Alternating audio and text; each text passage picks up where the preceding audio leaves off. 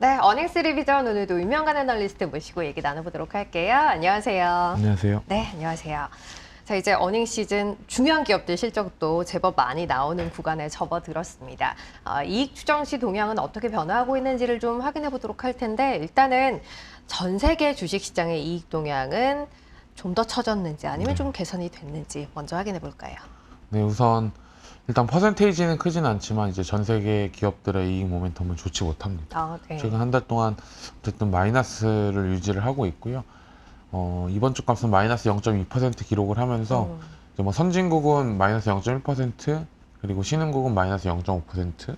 그래서 선진국, 신흥국 모두 기업들의 이익 모멘텀은 그렇게 좋은 상황은 아닙니다. 그래서 국가별로 좀 봐야 할 것 같은데, 그동안 어쨌든 미국하고 일본의 12개월 선행 EPS 변화율이 나쁘지 않았고 플러스를 유지했는데, 뭐 일본 같은 경우에는 마이너스 0.6%로 하향 전환이 좀 크게 됐고요. 그리고 미국 같은 경우에도 소폭 상향 조정을 유지하고 있었다가 이번 주에는 마이너스 0.1% 기록을 했습니다.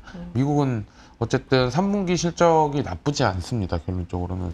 그런데 기업들이 이제 향후에 가이던스를 좀 하향 조정을 시키면서 이 12개월 선행 EPS 변화율도 마이너스를 좀 기록하고 있는 그런 모습을 보이고 있습니다. 신흥국은 어떤가요? 우리나라 보니까 마이너스 폭이 꽤 크네요. 그러니까 상반기에 마이너스 폭이 굉장히 컸다가 좀 줄어드는 모습을 보였었고, 그리고 잠깐 상향 전환이 됐었지만 어쨌든 3분기 실적 시즌 돌입을 하면서 마이너스 0.9% 기록을 하면서 상대적으로 오히려 중국보다 더 이익 모멘텀이 부진하게 바뀐 그런 모습입니다.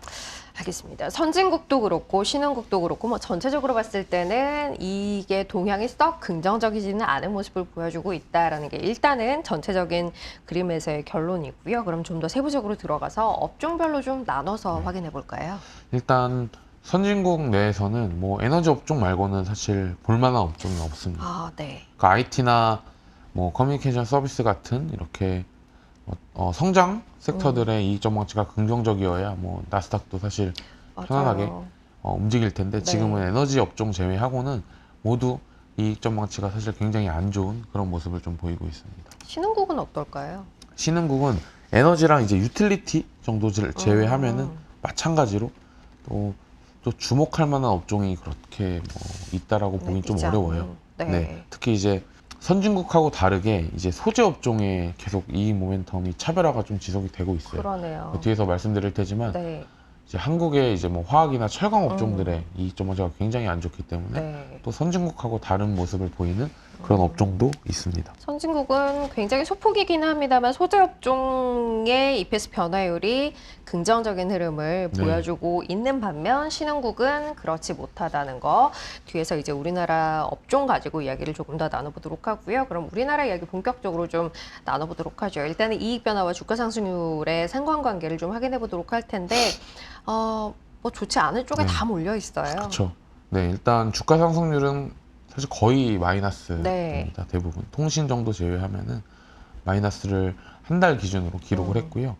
뭐 보험, 은행, 필수소비재, 통신 정도가 이제 경기 방어 업종이니까 코스피 대비해서 상대적으로 나은 수익률을 좀 기록을 했고, 반도체랑 자동차도 사실 코스피 대비로는 긍정적인 좀 흐름을 보이고 있어서 시가총이 큰 섹터들의 주가가 선방을 하고 있기 때문에 그러니까 지수가 하락한 폭보다 더 체감하는 그런 느낌은 더 심하실 것 같아요. 그래서 26개 업종 중에서 6개를 제외하고는 모두 다 지금 주가 상승률이 코스피 대비 언더하고 있기 때문에 굉장히 좀 안 좋은 그런 흐름이 지속이 되고 있다고 보시면 될 것 같습니다. 그렇다 그래서 이익이 사실은 플러스로 움직이고 있는 모습도 나타나고 있지 않고 있기 때문에 주가의 드라마틱한 반전을 기대하기에는 어려운 실적이다라고 보시면 될 것 같아요. 뭐 반도체, 자동차가 그나마 지수 대비해서 수익률 면에서는 선방을 하고 있기 때문에 전체적인 지수의 흐름은 아주 낙폭이 커지지는 않고 있습니다만 이제 대부분 업종군이 좋지 못한 모습을 보여주고 있기 때문에 체감하시는 건 조금 더 힘든 구간이 아닌가 하는 이야기였고요. 자, 그럼 이제 이익 동향도 썩 좋지 못하기 때문에 드라마틱한 반등을 기대하기는 좀 어렵습니다라는 이야기 하셨으니까 그거 좀 자세히 좀 보도록 하죠. 일단 전체적인 내년도 이익 전망치는 어떻게 변화하고 있나요? 네, 24년도 이익 전망치 추이는 지금 247조 원 정도 기록을 할 것으로 예상되고요. 일주일 전 대비해서 1.1% 하향 조정이 됐습니다. 네. 이게 공교롭게도 사실 한 8월 초가 사실 이익 모멘텀의 고점이었는데요. 네. 주가도 사실은 이때부터 사실은 그러네요. 본격적으로 좀 하락세를 좀 보이고 있어요. 그래서 실적이 뒷받침이 되면은 사실 매크로 이슈가 되게 뭐 세더라도 주가가 좀 지지를 해줄 텐데 이익 전망치가 사실은 급격하게 좀 하향 조정되고 네. 있다라는 것이 뚜렷한 저희가 뭐 긍정적으로 기대할 수 있는 요인 중에 하나가 좀 사라지는 그런 네, 모습을 좀 네. 보이고 있고요.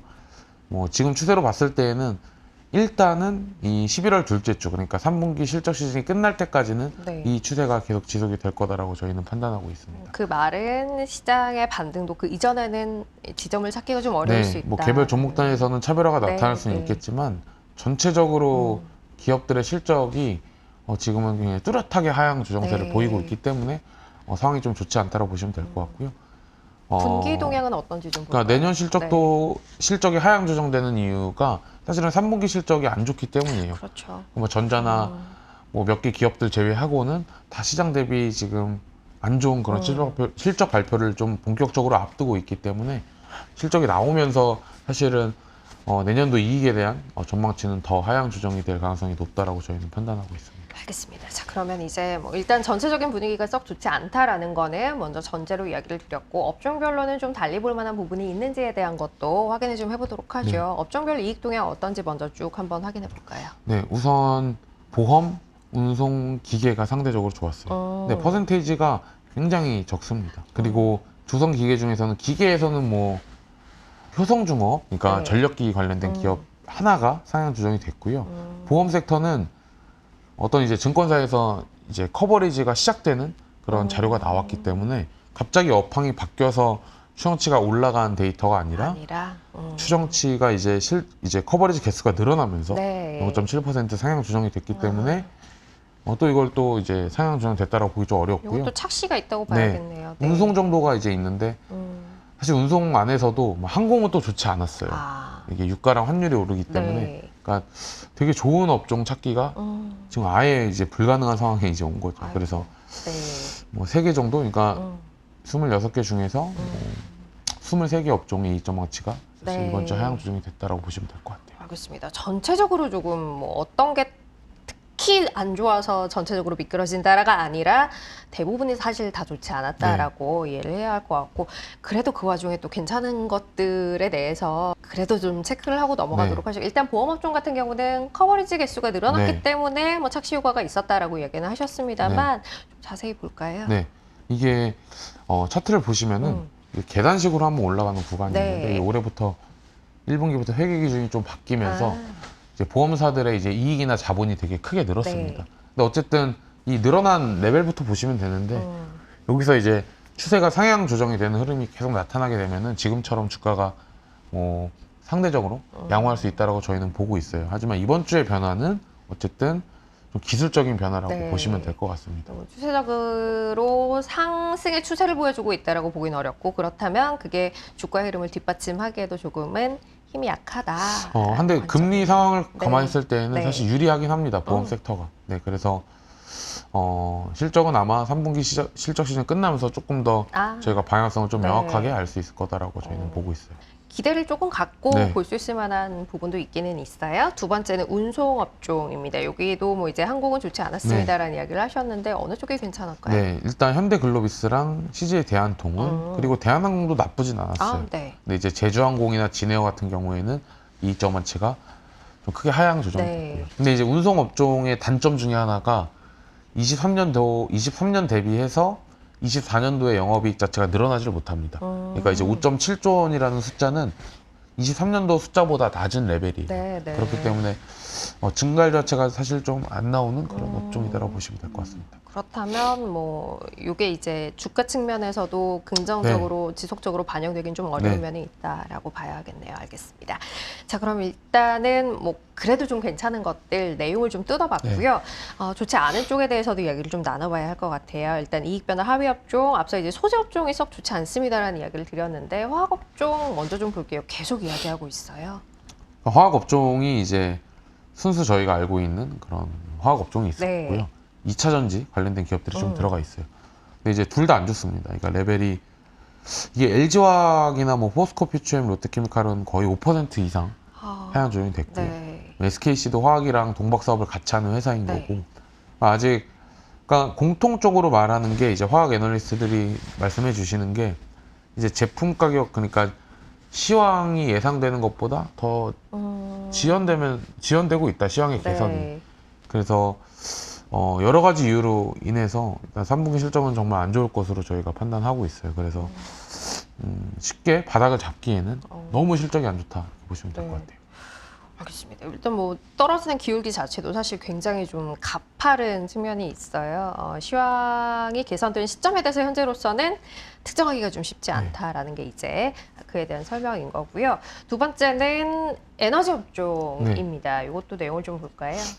에너지 업종이 이게 준비한 이유가 뭐냐면 3분기 실적은 좋습니다. 네. 그러니까 정제 마진하고 유가가 상승하는 바람에 그러게요. 근데 이 정제 마진이라는 건 어쨌든 다시 평균값으로 회귀를 네. 하게 되거든요. 그러니까 수요가 크게 뒷받침되지 않으면 그래서 3분기 실적이 양호할 것으로 예상되지만 내년도 실적이 내려간 케이스예요.